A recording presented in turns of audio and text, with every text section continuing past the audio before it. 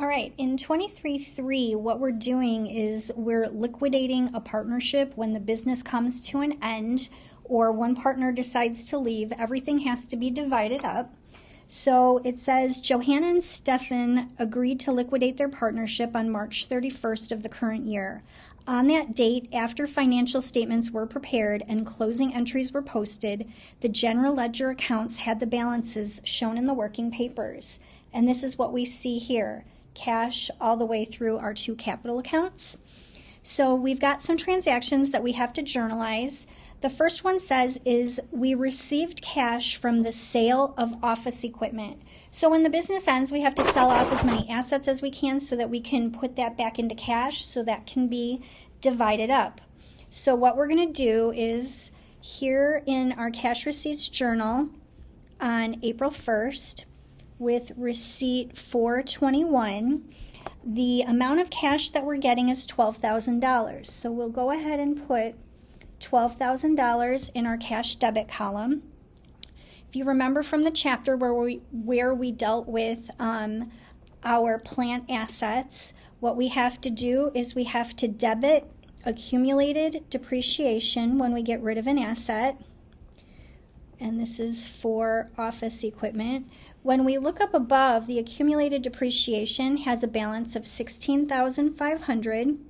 So we'll put that in the debit column.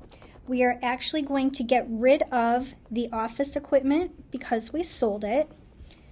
And the value of the office equipment we find up here as $30,000. So that's a credit. So now what we can do is the value of the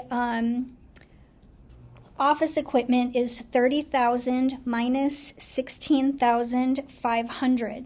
We only got $12,000 for it, so unfortunately we took a loss on this office equipment.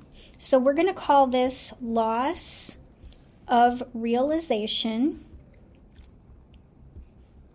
And it's going to be a debit of $1,500 for what we lost.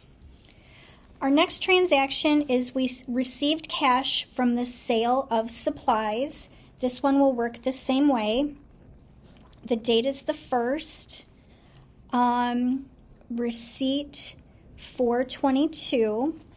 It says we got $1,900 for it. When we look up above, our supplies we have as a value of $2,400. So when we write in supplies to get rid of it, we will credit it for the $2,400. Obviously, we got $500 less. This also will be a loss of realization. And it will be a debit for $500. On the 3rd, we received cash from the sale of a truck. So here we go. The sale of the truck, receipt 423. And we got $15,000 for it. So up above, we're going to start off with accumulated depreciation, $36,600. So accumulated depreciation truck, and that will be a debit for $36,600. The actual price of the truck was $51,000, so we will just put truck, and as a credit, $51,000.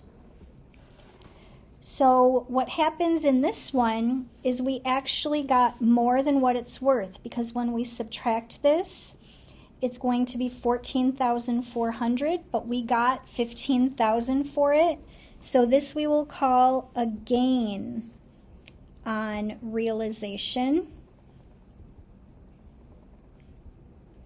And this time it will be a credit for $600.